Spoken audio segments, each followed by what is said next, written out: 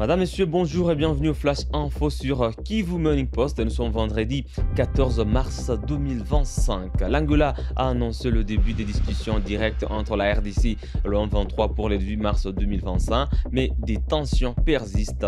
La présidence de la RDC salue l'initiative du président angolais João Lourenço visant à relancer les processus de Luanda et de Nairobi. En revanche, le 1-23 insiste sur l'importance d'un engagement clair de Félix Tshisekedi pour des négociations directes. Le mouvement réclame également que la médiation angolaise informe officiellement toutes les parties prenantes des termes de son initiative, soulignant qu'il n'a reçu aucune communication officielle à ce sujet. Le 23 reste engagé en faveur d'une solution pacifique, affirmant que seules des négociations directes pourront résoudre la crise actuelle. Pendant ce temps, l'opposant Jean-Baptiste Kasekwa, cadre du parti SID de Martin Fayoulou, met en garde Félix Tshisekedi. Selon lui, les négociations directes ne doivent pas être interprétées comme un chèque en blanc accordé à un duo pour conclure un nouveau deal comme en 2019. Nous ne permettrons pas cela, déclare Jean-Baptiste Mouindo Kasekwa. Suivez. Bien, je salue d'abord le fait que le président Lourenço ait accepté à nouveau d'intervenir dans la médiation, dans la crise, et son retour dans le processus de médiation signifie que Félix ayant évalué les limites de tout ce qu'il a promis sur le terrain, Félix se rendant compte que même ses promesses de gouvernement d'union nationale ne sera pas la solution à la crise, réalise qu'il n'a pas d'autre choix que d'emprunter le pas à tout ce qui est recommandé dans tous les sommets, que ce soit même dans la résolution du Conseil de sécurité des Nations Unies, les sommets de Dar es Salaam, Union africaine, dans tous les sommets, il est dit que la solution à la crise ne sera pas militaire, elle est politique. Deuxième chose, que la présidente de la République RDC ait pris acte de cette procédure plutôt que d'agir comme à l'égard du processus des évêques. Vous avez suivi Félix qui jette l'opprobre pour dire « je ne les ai pas mandatés ». Ici, le communiqué de la présidence angolaise dit il va prendre des contacts avec le M23 en vue de négociations directes entre délégation du M23 et délégation du gouvernement de la RDC, alors que Félix avait juré que jamais de sa vie, il ne se mettra jamais autour d'une même table. Je m'attendais à ce que la présidence dise « jette l'opprobre sur Lourenço ». Mais cette fois-ci, ils sont un peu humbles pour dire nous prenons acte. Prendre acte, ça veut autrement dire qu'en réalité, ils ont été les demandeurs de la procédure, n'ayons pas honte. Troisième chose à dire, c'est que, alors, nous devons mettre tous les sérieux dans ce nouveau processus. C'est comme une nouvelle chance que Lourenço offre pour accompagner le processus de paix. Nous devons mettre toutes les chances de notre côté pour éviter que ce que moi j'appelle Luanda 2 ne connaissent pas l'essor de Luanda 1. Luanda 1 a été signé le 6 février 2022. Il a été enterré le 15 décembre 2024. L'année passée donc, soit 30 mois d'IRA. Ce processus n'a rien donné. Bien au contraire, malgré la signature de la feuille de route de Luanda, les populations du nord du sud Kivu ont continué de compter les morts. Et donc, que nous commencions un nouveau processus, il faut dire que ce nouveau processus ici, il est différent de Luanda 1.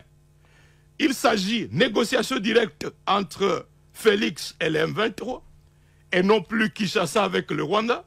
Non, c'est pas. On l'a enterré le 15. Il était prévu le 15 décembre la signature d'un accord de paix autour de la neutralisation des FDLR.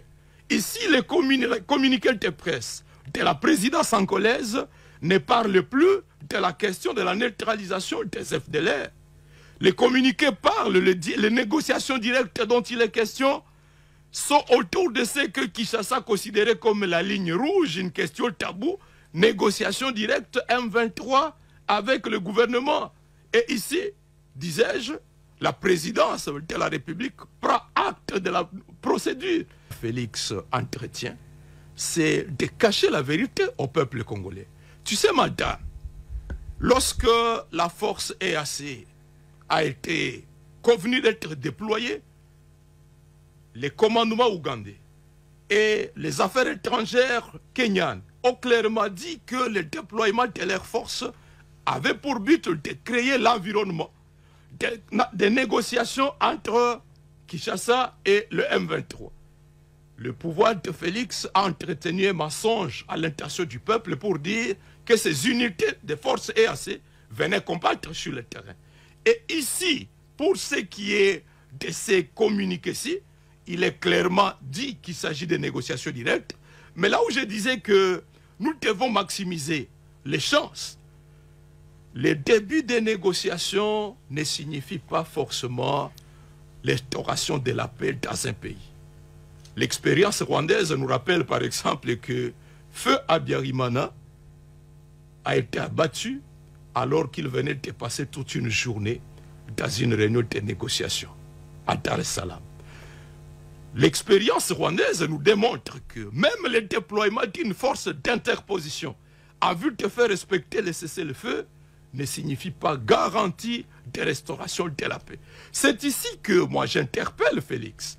Si aujourd'hui il prend conscience que nous devons maximiser les chances des voies politiques, des voies diplomatiques, au même moment qu'il accepte que Lorenzo pilote ce processus avec le M23, il doit se prononcer ouvertement dans le cadre de son soutien à faveur de l'initiative SC5 pour que les deux initiatives marchent parallèlement, simultanément, et que nous maximisions le temps. Parce qu'ici, si par exemple ils amorcent leur processus simplement avec le M23, rien ne nous garantit que les autres groupes armés ne vont pas se mettre à tête qu'on veut récompenser le M23, alors que ceux-là qui ont résisté contre la balkanisation sont laissés de côté. Rien n'indique que des frustrations internes au niveau d'autres composantes ne vont pas continuer à avenimer la situation, raison pour laquelle le processus porté, piloté par les évêques, mérite le soutien de nous tous, et au même moment que par Luanda 2, nous obtenons par exemple rapidement un cessez-le-feu. Nous obtenons que Goma Bukavu soit démilitarisé et qu'un couloir humanitaire soit trouvé, que l'aéroport de Goma et de Kavumu soit réouvert.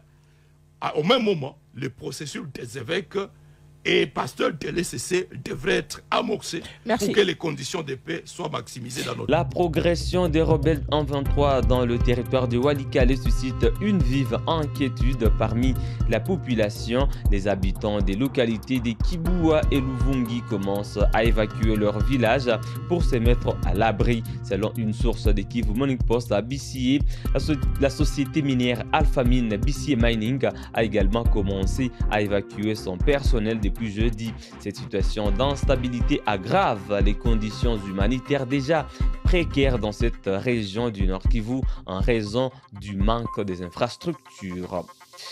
Médecins sans frontières MSF a annoncé dans un communiqué du 13 mars 2025 qu'il met fin à son soutien à l'hôpital général de référence de Virunga qui accueillait des blessés des affrontements liés à la guerre du 1-23 FC à Goma.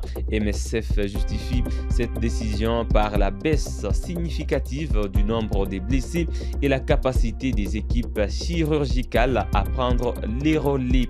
Dr Maria Machako Sonko, coordinatrice médicale de MSF en RDC, a indiqué qu'il y a eu 726 blessés, dont 618 par balle et 333 interventions chirurgicales réalisées.